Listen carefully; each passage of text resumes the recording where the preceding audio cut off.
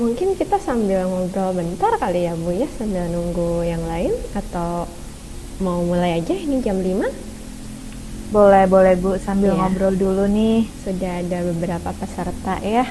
Oke, boleh sambil Iya, disapa-sapa dulu aja. iya, Gimana semuanya? Sehat-sehat ya sore ini dengan situasi sekarang ya yang betul. makin meningkat COVID-nya nih. Semoga teman-teman tentunya tetap memperhatikan protokol kesehatan ya, terutama buat yang tetap harus ngantor, tetap yang harus berkegiatan di luar rumah gitu. Iya, betul. Mm-mm.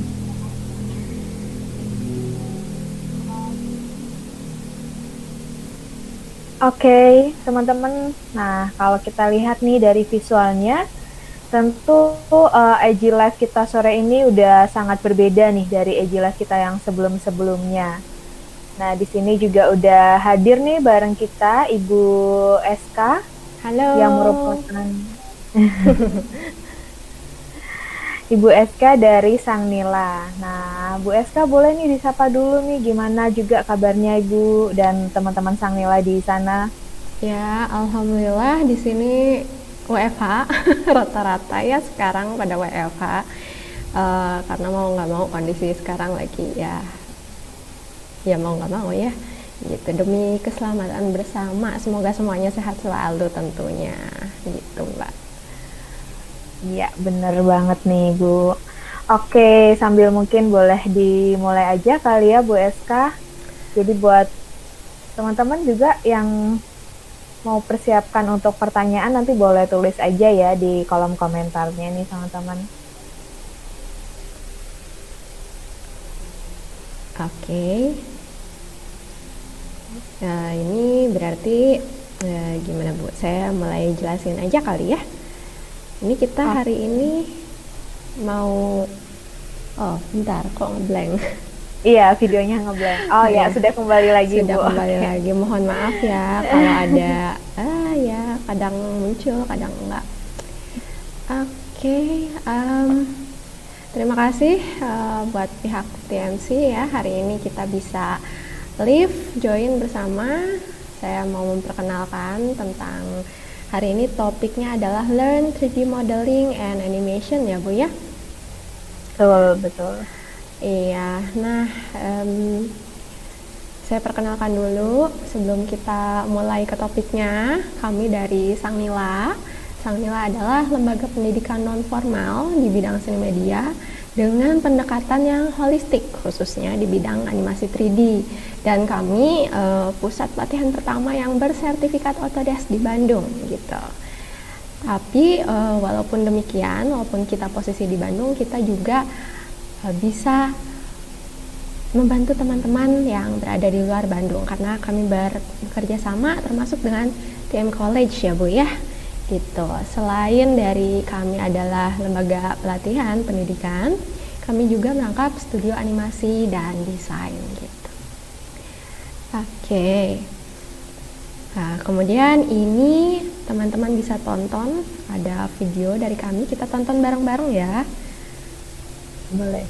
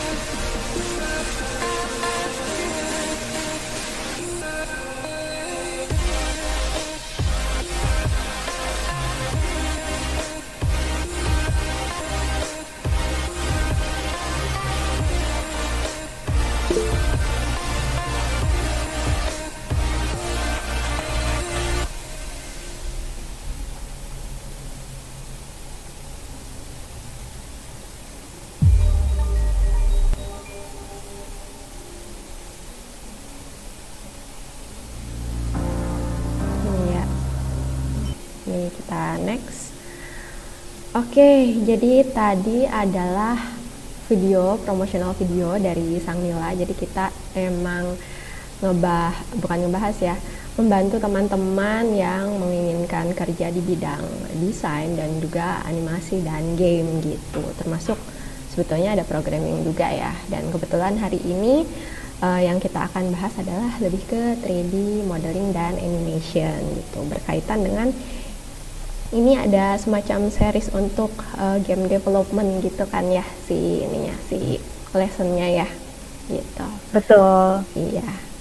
Oke, kita langsung masuk. Di sini ada animation pipeline atau disebut juga sebagai animation workflow. Jadi sebetulnya ada dua untuk yang animasi ini, ada yang secara linear dan non-linear gitu.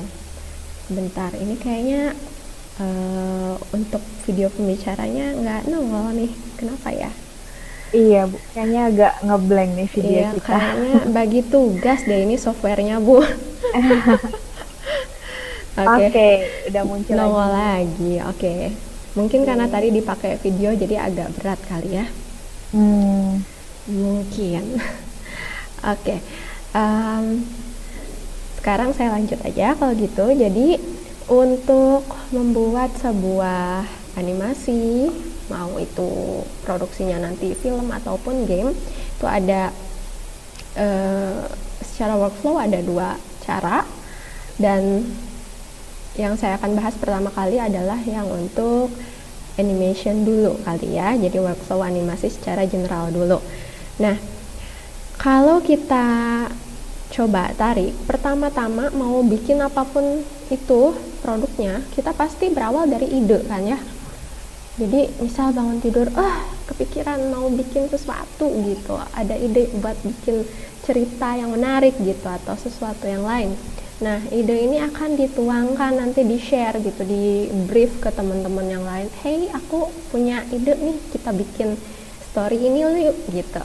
Nanti setelah di-briefkan pasti ada pembuatan story-nya. Mau itu game atau animasi pasti selalu ada story di baliknya. Kemudian sudah ditulis naskahnya di sini ya, kita beralih ke storyboard namanya. Jadi itu dibikin ilustrasi-ilustrasinya gitu, dibikin juga konsep desainnya di sini gitu. Nah, storyboard ini nantinya dibuat, kalau dalam animasi dibuat animaticnya seperti ini. Kalau di game biasanya buat in-game ininya sih, in-game animationnya ya suka ada gitu. Nah, dari sini kita buat konsep desainnya juga, kan udah ketahuan tuh, misal karakter A sifatnya bagaimana, looknya seperti apa gitu ya, personalitinya gimana, backgroundnya bagaimana, itu didesain secara visualnya sama tim konsep designer ya. Oke, kemudian setelah itu ini kita beneran muncul hilang. Oke, gak apa-apa. Yang penting teman-teman bisa lihat ini ya, slide presentationnya ya. Betul. Muka kita nggak masalah ya Bu ya. Oke, setelah dari situ biasanya udah ada konsep desain seperti apa, itu dilanjutkan ke layout ini, tapi secara masih layout general ya, bukan layout detail buat staging gitu, tapi lebih ke konsep awalnya. Nanti misal sebuah environment mau seperti apa layoutnya, detail-detail seperti itu, pengembangan dari konsep desainnya. Kemudian ada research and development team, mau dibikin stylenya seperti apa, atau misalnya ini karakternya ada rambut kriwil gitu, kayak di Brave, gimana ya cara bikinnya. Nah, itu di research and development gitu, dicari tahu tuh caranya, pengen menghasilkan efek atau visual tertentu gitu. Terus kemudian selanjutnya ada modeling. Di sini kita bikin semacam patung gitu ya, tapi secara 3D. Nah, modeling ini ada dua cara biasanya. secara umum. Yang pertama kita langsung modeling di software 3D pakai basicnya langsung mesh gitu, polygon, pakai mesh polygon. Ada satu lagi sistemnya pakai sculpting, jadi kayak beneran kita bikin patung tapi pakai software 3D gitu Bu, gitu ya teman-teman. Nah kalau pakai yang sculpting ini nantinya diperlukan proses namanya retopologi, jadi diatur ulang meshnya supaya nggak cuman tampilannya bagus tapi juga bisa digerakannya tuh bagus gitu, nanti di animate bagus. Jadi strukturnya harus benar secara anatomi gitu, sebab kalau nggak demikian ya susah gitu, nanti bentuknya jadi aneh, deformasinya aneh kalau nggak diretopo lagi gitu. Kemudian kalau misalnya secara linear ini tuh dari modeling, texturing, rigging gitu, jadi satu-satu harus tunggu selesai gitu.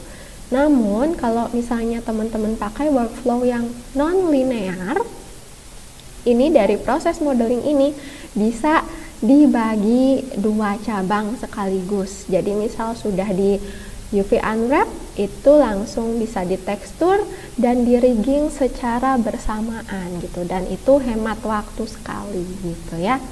Nah kalau sudah di rigging ini biasanya ada rigging proxy-nya dulu, yang penting bisa digerakin dulu deh gitu, itu bisa langsung masuk ke animasi. Ada juga yang dia pokoknya harus final gitu, harus finish product baru boleh di animate gitu. Ada juga yang sistemnya seperti itu. Dan setelah dari animation ini, nah ini kalau di animasi dia masuk ke effects, lighting, rendering nantinya. Tapi kalau di game ini tuh kekat. Jadi dari animation ini kalau di game dia langsung di export ke game engine seperti Unity atau Unreal gitu. Jadi dia riggingnya nanti di back join-nya, ada istilah back join, itu dimasukkan ke Unity atau Unreal gitu. Dan di Unity dan Unreal ini proses lighting dan renderingnya berlangsung gitu, jadi langsung di game engine-nya. Tapi kalau di animasi ini dari animation harus dikasih visual effect lagi, stagingnya misal udah selesai dikasih animasi ya, kemudian nanti baru dipasang lighting. Sebab kalau animasi belum dipasang lighting itu hasilnya gelap, jadi blank, hitam gitu ya, makanya dia dikasih lighting kemudian baru di render. Nah hasil render ini belum yang biasa kita tonton, tapi biasanya berupa layer-layer. Jadi misal layer alfanya apa, kemudian layer untuk props gimana, environmentnya lain lagi, yang still sama yang ada animate lain gitu. Nah itu jadi masih berupa layer terpisah-pisah. Nah di animasi itu untuk menyatukannya adalah tugas compose artist di sini gitu, di post pro. Jadi disatukan jadi satu look gitu, satu shot yang utuh gitu. Kemudian kalau sudah dia compile, dikasih 2D effects atau motion graphics gitu. Misalnya ada untuk judul di awal film gitu, itu butuh motion graphic gitu, jadi ditambahkan. Ini tidak semua shot ya. Kemudian dilanjutkan kalau sudah sama color correction, karena biasanya hasil outputnya antara shot satu dan lainnya ada sedikit perbedaan, dan itu harus disamakan tones-nya gitu sama artis color correction ini gitu. Kalau sudah semuanya berkesinambungan, itu ada tugasnya editor untuk compile semua, termasuk audio, termasuk atmosfer, efek lain gitu. Sehingga jadilah yang biasa kita tonton di TV kayak gitu, atau di YouTube ya sekarang gitu. Begitu secara workflow. Nah teman-teman ada yang mungkin mau bertanya dulu atau nanti di sesi akhir aja kali ya? Boleh nih Bu, kayaknya sampai saat ini belum ada pertanyaan juga. Oke. Jadi sekaligus aku mau nyapa lagi nih untuk Mm-mm. teman-teman yang baru aja join. Jadi tadi baru penjelasan atau introduction nih teman-teman dari Bu SK dari Sang Nila yang topiknya sore ini itu kan tentang 3D modeling dan animation yang nantinya akan dibahas lebih detail di short course yang akan kita selenggarakan bersama. Itu nanti short course-nya dimulai dari tanggal 15 Juli ya teman-teman, setiap hari Kamis sampai 5 Agustus gitu. Nah, jadi mungkin kan tadi udah sambil disinggung nih, dan mungkin juga beberapa teman-teman masih ada yang pengen tahu nih lebih dalam lagi gitu kan. Apa sih nanti mungkin yang akan dipelajarin gitu ya Bu, waktu short course-nya mungkin juga dengan waktunya yang singkat. Kira-kira mungkin selain tadi itu, kira-kira apa lagi nih Bu yang akan didapatkan oleh teman-teman gitu untuk pada saat mengikuti short course-nya nanti? Oke, jadi ini saya sambil lanjutin lagi ini ya slide presentationnya ya. Jadi kita ini sambil memperlihatkan beberapa step yang kemungkinan besar akan kita pelajari juga nantinya gitu. Jadi pertama ini ada karakter desain.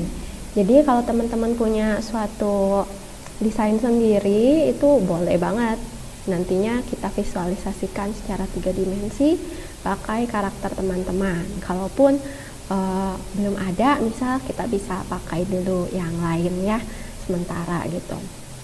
Jadi ya harapannya one day teman-teman punya desain sendiri, teman-teman bisa visualisasikan sendiri, jadi nggak usah minta orang lain gitu ya. Kalaupun istilahnya nanti punya studio sendiri, setidaknya tahu gitu workflow-nya seperti apa, sehingga istilah kasarnya apa ya, nggak cuma sekedar punya studio gitu tanda kutip tanpa tahu apapun gitu, jangan sampai kayak gitu. Jadi harus tahu gitu teman-teman gitu ya. Kemudian ini ada salah satu contoh dari murid kami dulu. Jadi dia punya desain, ini dikasih nama Manda karakternya ya, cowok, ceritanya nelayan. Kemudian dibuat 3D modelingnya dari yang tadi itu gitu. Kita lihat ada beberapa proses. Yang pertama untuk membuat 3D modeling itu adalah proses blocking. Jadi belum kelihatan bentuk detailnya, baru seperti kalau sketsa tuh istilahnya sketsanya belum final ya, belum ada detailing segala macam belum. Jadi masih blok gitu, fondasi awal gitu. Kemudian selanjutnya ada detailing pertama daerah torsonya gitu misalnya ya. Kemudian selanjutnya dilanjutkan ke bagian kaki dan tangan gitu, baru ke daerah wajah atau kepala, baru rambut dan bagian detail lainnya gitu untuk modeling. Nah untuk modeling ini sendiri teman-teman nggak bisa asal istilahnya oke, bentuknya kayak begitu, saya mau tambahkan objek atau garis yang sesuka saya, nggak bisa.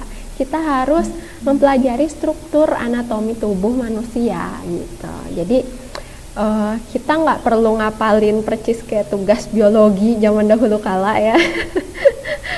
Tapi yang penting kita tahu alur flow-nya, sistemnya nanti seperti apa.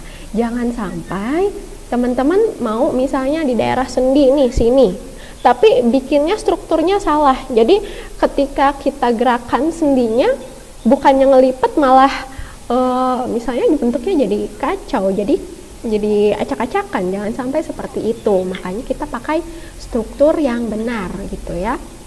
Kemudian kita next. Nah ini dia, kita bisa bandingkan bagian anatomi tubuh manusia, muscle-nya manusia seperti ini dengan yang model kita buat tadi gitu. Nah ini sengaja dibikin loop seperti ini supaya kelihatan oke, flow-nya sudah benar gitu. Tapi ini aslinya nggak kayak gini kok, ini bukan proses texturing, cuman untuk menandai aja gitu ya. Jadi harus sesuai, termasuk bagian tangan, terutama jari-jari tangan, karena jari-jari kita ini cukup kompleks ya. Ketika nanti dikasih rigging itu satu-satu per joints gitu ya. Gitu. Kalau misalnya salah posisinya nanti bentuk jarinya pas ditekuk aneh panjang sebelah misalnya ya gitu. Kemudian bagian kaki juga. Nah, ini teman-teman jangan pusing dengan istilah-istilah secara ininya ya, ilmiahnya ya, yang penting dilihat flow-nya aja gitu. Flow-nya sama di sini ya, kita bisa lihat. Jadi tidak, tanda kutip, tidak asal bikin balok gitu, tapi ada struktur yang kita ikuti. Kemudian di sini ada proses detailingnya, dikasih baju, dikasih rambutnya, dikasih aksesoris, properti lain sebagainya gitu, yang akan menjadikannya sebuah karakter atau model yang utuh gitu. Kalau istilahnya pohon, dikasih detil-detil daunnya, ranting-ranting kecilnya itu dikasih gitu ya. Kemudian kita selanjutnya ini adalah proses texturing atau pemberian material juga sekalian. Ini nanti bisa pakai softwarenya, masih Autodesk Maya bisa, kita campur dengan software lain, misalnya Photoshop atau Paint Toolsai gitu ya. Atau bisa juga kita lakukan kayak mewarnai ini loh, kayak kita painting sebuah patung. Jadi langsung di paint langsung ya ke objeknya gitu. Itu kita pakai software lain, bisa pakai Substance Painter namanya gitu.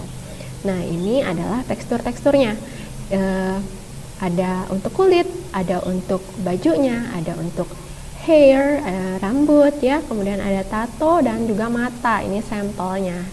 Oke, dan diaplikasikan sehingga terlihat ya sekarang jadi kurang lebih seperti ini. Kemudian dari sini untuk rigging ini sebetulnya tidak masuk ke course yang short course ya, tapi ini untuk pengetahuan teman-teman aja gitu. Jadi teman-teman tadi udah dikasih tekstur, kemudian dikasih sistem joint gitu, rigging namanya.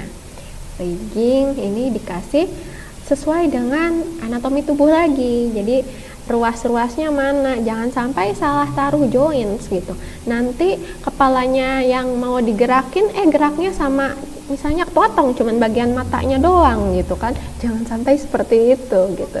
Jadi ini proses pemberian sistem tulang gitu ya, supaya tadi patung atau katakanlah model wayang ya, kayak wayang contohnya, itu supaya bisa digerakin. Nah, ada puppet sistem untuk bergeraknya ya. Kemudian yang tadi itu baru dibuat sistem jointnya, ini di-bind. Jadi dilakukan proses binding supaya objeknya mengikuti si riggingnya, si jointnya gitu. Kalau yang tadi sebelumnya masih terpisah, sekarang disatukan gitu. Kemudian diberi controller, karena kalau misalnya saya animator cuman dikasih jointnya aja, sedangkan joint itu bisa sangat kompleks gitu. Ada misalnya keterhubungan antara spine 1 dan spine 2, spine 3, saya nggak mungkin select satu-satu per detail ruasnya itu, karena kadang bisa sangat kompleks, jadi sangat banyak ruas-ruasnya, jointsnya gitu ya, sehingga biasanya dibuatkan kontrol sederhana yang akan membantu mengkontrol joints yang lain, jadi influence-nya lebih besar gitu. Dan ini lebih mudah untuk seleksinya nanti pada saat animasi gitu. Ini sangat membantu. Nah, si kontrol ini juga misal kita mau bikin sistem switch gitu, bisa di situ. Contohnya kalau tangan, kaki itu ada, saat kita bikin riggingnya itu ada istilah IK, FK, itu nanti kita akan bahas lebih lanjut untuk animasi ya. Itu untuk rigging controller, jadi lebih sederhana, kita lebih nyaman untuk animate nantinya. Setelah riggingnya selesai, dikasih kontrol segala macam, kita sudah bisa menggerakkan gitu, animating. Jadi animating itu kita seolah seorang puppet master atau dalang gitu ya, yang menggerakkan modelnya gitu. Jadi kayak mainin wayang tapi secara virtual 3 dimensi gitu. Dan untuk menjadi seorang animator ini, bagi teman-teman yang ingin menjadi animator, pay attention to detail. Kadang movement yang sedikit orang lain tidak perhatikan, kita harus perhatikan gitu ya. Kayak bagaimana orang bernafas, apa saja yang bergerak gitu. Terus misal saya senyum, bagian wajah mana saja yang ada perubahan gitu. Jadi hal-hal detail seperti itu teman-teman. Kemudian yang ini adalah contoh untuk membuat walk cycle ya. Walk cycle. Jadi ada beberapa step, kita biasanya ada proses thumbnailing dulu sebelum animasinya dimulai secara 3D. Thumbnailing atau pencarian referensi. Jangan sampai kita tanda kutip ngarang gitu. Jadinya tidak believable gitu, nggak meyakinkan. Itu yang terjadi biasanya pada animasi-animasi yang ya butuh cepet biasanya, terus kualitasnya jadinya sayang banget gitu, jadi terkorbankan karena nggak ada waktu untuk cari referensi misalnya seperti itu. Nah kemudian kalau sudah dapat referensi, thumbnailing dan lain sebagainya, kita masuk ke proses posing. Jadi animasinya si karakternya dipose-posekan gitu. Belum bergerak, baru diposein aja. Key pose namanya. Jadi kita cari golden pose dari sebuah pergerakan gitu. Dalam hal ini adalah contoh yang untuk lari ya. Yang ini lari, yang pertamanya jalan. Ini lari, jadi dia ada pergerakan seperti ini. Pose to pose-nya seperti ini. Nah kemudian ini kenapa ngeblank? Saya controlling dari sini aja deh. Ini saya play ya. Ini adalah hasil akhir ketika sudah digerakkan. Jadi tidak cuma posenya saja. Saya play. Nah kurang lebih jadi seperti ini.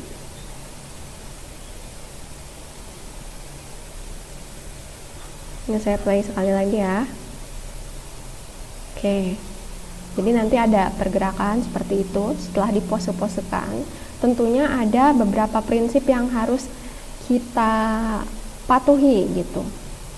Ada namanya prinsip animasi yang akan kita pelajari. Jadi supaya nggak floaty, gimana caranya supaya movementnya terlihat ada force, ada weight gitu. Terlihat meyakinkan tuh gimana sih gitu ya. Kita akan pelajari di kelas. Kemudian ini saya next.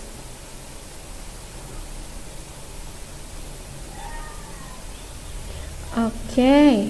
Untuk yang dipelajari sih itu ya untuk nanti di kelas. Jadi ada proses modeling, ada proses animasinya gitu. Oke, nah jadi seperti itu nih teman-teman, jadi yang akan dipelajarin untuk nanti short course-nya. Seperti yang Bu Eska sampaikan, jadi ada proses modeling juga proses animasinya. Seru banget tadi ya, menarik banget, terutama nih buat teman-teman mungkin yang sekarang masih sekolah juga kan, terus ada niat nih mungkin untuk menekuni dunia desain dan juga dunia animasi nih. Nah mungkin Bu Eska boleh nih kasih tahu pengaplikasiannya Bu seperti apa nih kalau mungkin teman-teman yang minat gitu kan, kalau kita ada dari sisi non formalnya, mungkin dari sisi formalnya nih yang pengen kuliah jurusan ini atau pengaplikasiannya dalam dunia kerja tuh seperti apa sih Bu Eska, bisa disampaikan? Oke, baik. Jadi untuk kuliah buat mungkin teman-teman yang SMP, SMA gitu ya.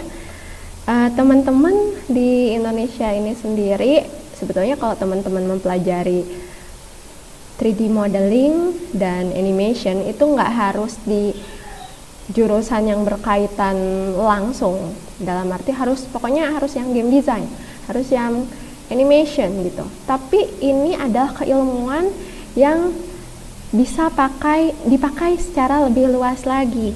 Jadi teman-teman misal mau masuk DKV itu masih berguna gitu. Tentu kalau masuk yang jurusannya animation atau game itu jelas nyambung banget gitu ya.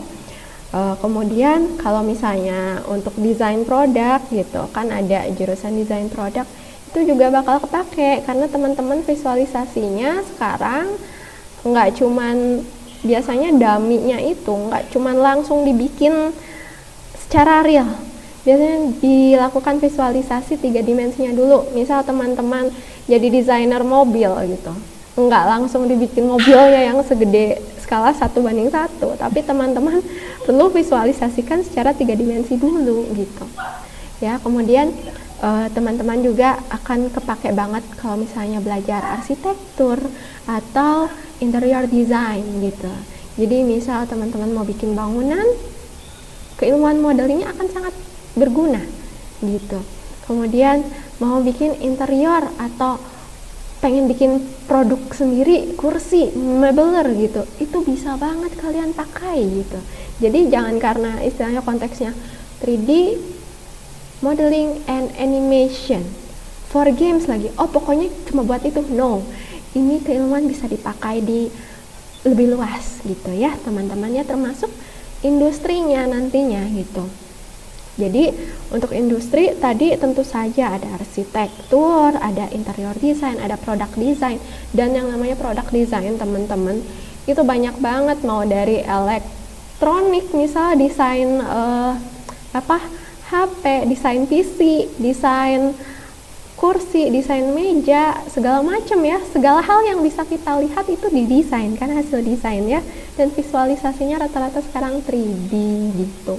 Dan dummy-nya biasanya sekarang pakai 3D printing gitu. Jadi untuk interior design, arsitektur nggak perlu bikin lagi maket-maket gitu ya. Udah sistemnya 3D dan visualisasinya udah pakai VR, udah pakai AR gitu. Jadi luas sekali gitu. Dan untuk di industri animasinya sendiri dan industri game, ini ada beberapa studio animasi di Asia Tenggara. Teman-teman kalau mau bisa capture ya, ini adalah studio-studio besar yang pasti ngebutuhin banget skills yang akan kita pelajari nanti. Dan mereka karya-karyanya luar biasa sekali gitu ya. Jadi termasuk di Indonesia ini ada Infinite Studio, Brown Bag, kemudian ada MNC, ada One Animation, ada Little Giants, dan banyak lagi gitu. Ini adalah bidang kerjanya tadi ya. Oh iya, sekarang tuh mau jadi konten kreator juga teman-teman bisa banget, banyak yang bikin kontennya berupa animasi gitu ya. Kemudian untuk iklan juga gini, misalnya teman-teman suka lihat ada iklan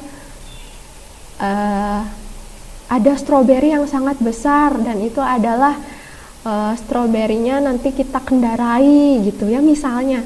Itu kalau pakai live shoot nggak mungkin teman-teman, pasti pakainya 3D dan animation gitu. Misal ada bentuk-bentuk iklan untuk minuman misalnya ya, iklan minuman, airnya mengalir terus membentuk pola tertentu jadi suatu teks, atau misalnya kita mengendarai air tersebut keliling dunia, who knows ya, misal gitu. Itu pakainya 3D simulation juga, pasti ada 3D animationnya juga gitu, ada modelingnya gitu. Jadi banyak sekali. Dan untuk film sendiri itu nggak harus film animasi yang kayak katakanlah Upin Ipin yang terkenal di Indonesia ya, anak-anak pasti tahu Upin Ipin. Nggak hanya yang seperti itu, tapi kalau teman-teman suka nonton film-film Marvels gitu ya, kayak misalnya ada film Spider-Man, Avenger gitu, itu ya pakainya CGI, which is CGI itu ya ada 3D modeling, ada animation, dan itu luar biasa sekali kalau teman-teman bisa ikut mengerjakan di produk besar seperti itu ya gitu. Itu sih ya kalau untuk bidang kerja gitu. Dan ini ada beberapa contoh film hasil karya studio-studio lokal. Ini ada 2D juga ya, Battle of Surabaya, kemudian ada Shizuki the Movie, kemudian ada yang 3D-nya itu ada Night Chris, Kemudian ini terkenal banget nih, ada Nusa dan Rara. Kemarin selamat untuk Nusa dan Rara ya, filmnya yang panjangnya. Biasanya kan yang pendek-pendek ada di YouTube nih sama di stasiun TV. Kemarin diputar di festival di Korea kalau nggak salah ya.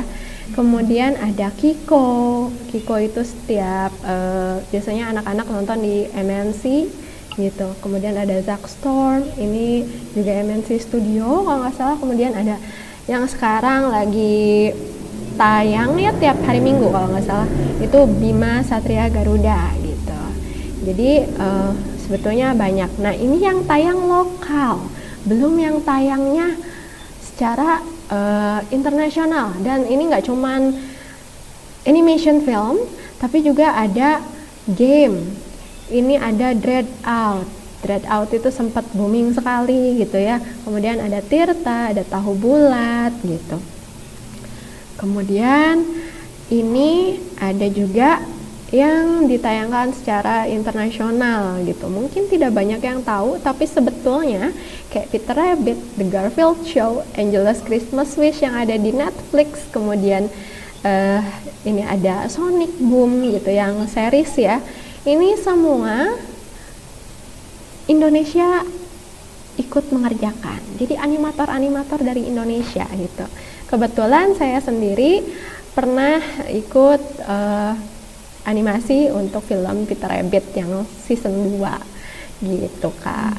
Jadi ya kita seringkali kalau tanya sama masyarakat umum, animasi Indonesia jelek gitu-gitu aja. Ya karena mungkin mereka belum tahu, padahal banyak produk-produk yang anak bangsa juga ikut terlibat gitu ya. Kayak Final Fantasy yang baru juga itu banyak orang Indonesianya gitu. Kemudian ini ada yang baru Karma, kemudian Insectables, ada Oddbots, kemudian ada Best Fury Fans. Ini semuanya teman-teman animator Indonesia yang ngerjain. So jangan menganggap Indonesia itu kualitasnya jelek. No, bagus sekali, serius gitu ya. Oke, semoga itu jadi penyemangat teman-teman ya. Segitu, Iya nih, Mbak. jadi udah lengkap banget yang disampaikan sama Bu SK tentunya. Nah, jadi teman-teman tadi dari peluang kerja dan juga jurusan kuliah itu banyak banget ya teman-teman. Tadi untuk peluang kerjanya juga, terus untuk jurusan kuliah juga, bahkan nggak terbatas di jurusan kuliah aja nih, teman-teman juga bisa mengambil course sendiri di luar itu seperti yang kita tawarkan gitu ya buat teman-teman semua. Nah, jadi sambil ngingetin lagi juga nih buat teman-teman semua gitu kan, kalau di tanggal 15 Juli nanti kita mulai akan mengadakan short course-nya tentang 3D modeling dan animation. Jadi teman-teman boleh langsung aja ajak teman-temannya untuk join dari jam 4:30 sampai jam 6 sore nih teman-teman. Tapi waktunya nanti bisa menyesuaikan lagi nih, tergantung juga dari teman-teman. Nah, Bu SK nggak terasa juga nih udah 30 menit lebih nemenin kita. Mungkin terakhir nih Bu SK dari tips and triknya nih buat teman-teman yang saat ini di bangku sekolah gitu kan, berminat di bidang ini, apa sih Bu yang harus dipersiapkan untuk masa depannya mereka? Oke, yang pertama tentu saja belajar tugasnya ya. Iya, jadi yang utama adalah teman-teman untuk belajar gitu. Jadi misalnya belajar itu ya sebetulnya bisa saja ya otodidak gitu, tapi akan lebih baik kalau misalnya ada pendampingnya gitu. Jadi kalau ada pertanyaan langsung ada yang bimbing gitu ya. Kemudian selain dari kita belajar, teman-teman kalau nanti kerja di industri tentu harus menambah relasi gitu. Jadi misalnya dengan adanya kita punya relasi, kenalan gitu, ada suatu studio buka lowongan kerja gitu, tapi belum dipublish umum nih gitu ya, teman-teman bisa tahu lebih awal sebelum itu dipublish gitu. Hey, misal ini ada buka lowongan nih di studio aku, kamu katanya pengen gitu, coba deh masukin gitu. Nah, dengan kita punya teman, kita punya peluang lebih besar juga gitu. Beda kalau misal nggak punya kenalan gitu. Misal, aduh gimana ya, kok jadi animator susah amat, peluang kerjanya kok nggak ada ya, gimana ya gitu ya.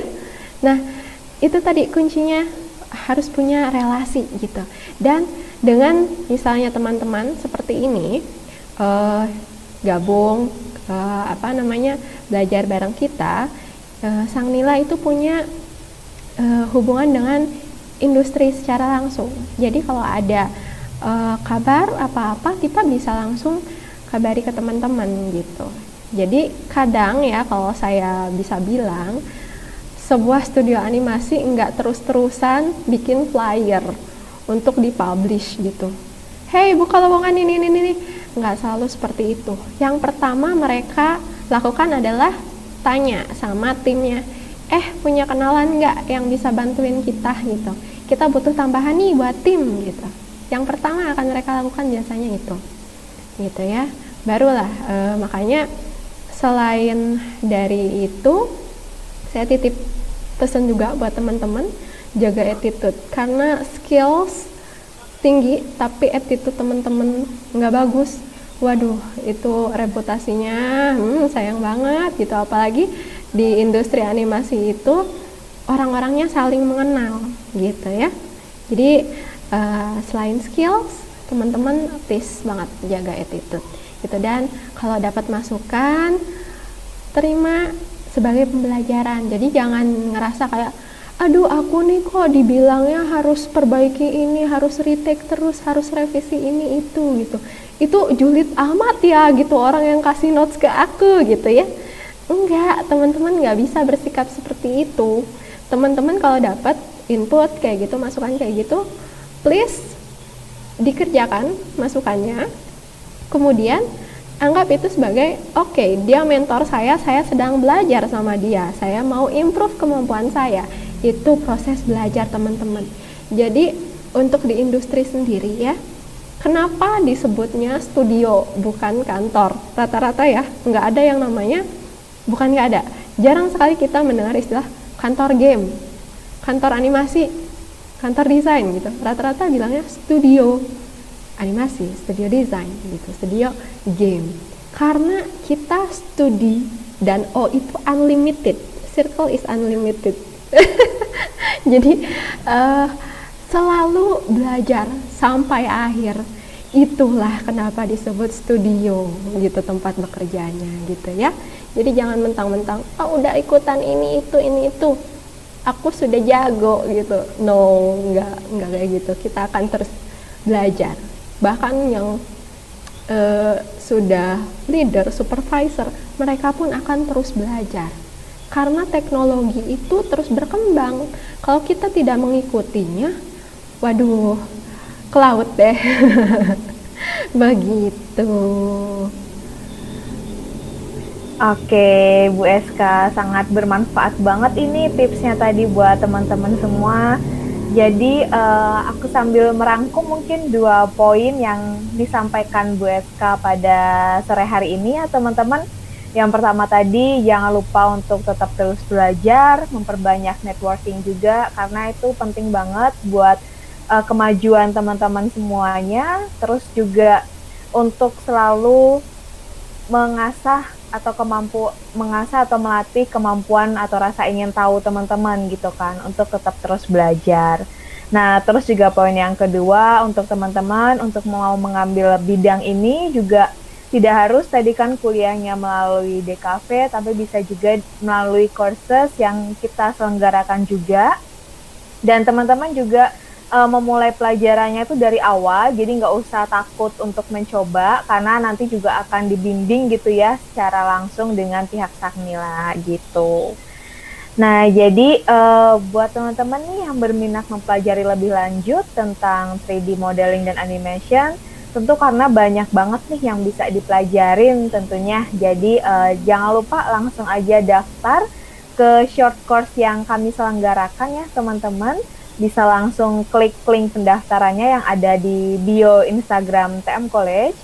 Nah, teman-teman bisa cek tanggalnya dan juga biayanya juga. Tentu nanti kalau teman-teman nih punya request tanggal lain atau mungkin uh, punya beberapa grup gitu kan teman-teman, nanti bisa juga diinfoin langsung ke adminnya TM College gitu. Nah, akhir kata teman-teman, saya mengucapkan terima kasih untuk Bu SK juga dan tim Sang Nila yang udah selalu ngedukung setiap acara yang kita akan selenggarain. Juga teman-teman yang udah nonton Eji Live ini. Semoga introduction dari Bu SK ini tentang 3D modeling dan animation tentunya bikin teman-teman makin curious ya. Pengen belajar lebih dalam tentang 3D modeling dan animation gitu. Iya. Ya, terima kasih juga Bu Ririn dan TM College ya, teman-teman semuanya. Bisa langsung tadi daftar melalui link yang ada di bio-nya TM College ID. Jangan lupa untuk ikut juga follow Instagramnya sangnila.id ya. Sampai jumpa kita di course-nya gitu. Ya. Baik, sampai jumpa semua di short course-nya. Jangan lupa stay tune terus di Instagram TM College dan juga Instagram Sang Nila. Oke, thank you. Bye semuanya. Sore. Selamat sore. Thank you Bu SK dan Thank you, tim. Bu.